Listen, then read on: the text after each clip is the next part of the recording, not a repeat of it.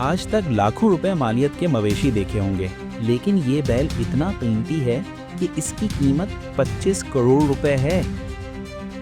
अब तक आप सबने लाखों मालियत के बैल, गाय और ऊंट के बारे में सुन रखा होगा। ताहम आज आप जिस बैल की तस्वीर देख रहे हैं, इसकी कीमत जानकर हैरान रह जाएंगे, क्योंकि इसकी मालियत 1-2 करोड़ नहीं बल्कि 25 करोड़ रुपए से भी ज़ायद है।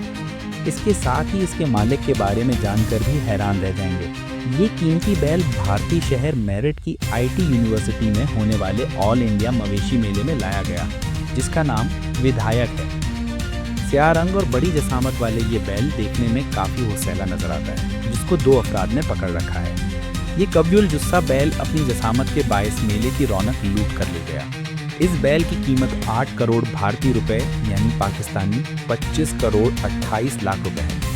ताहम सबसे दिलचस्प बात यह है कि इस बैल के मालिक भारत के सबसे आला सिविल अवार्ड पद्माश्री के हामिल नरेंद्र सिंह हैं, और इनका कहना है कि विधायक यानी बैल अपने नाम की तरह जसामत में मजबूत है और ये मुर्हा नस्ल का बैल है।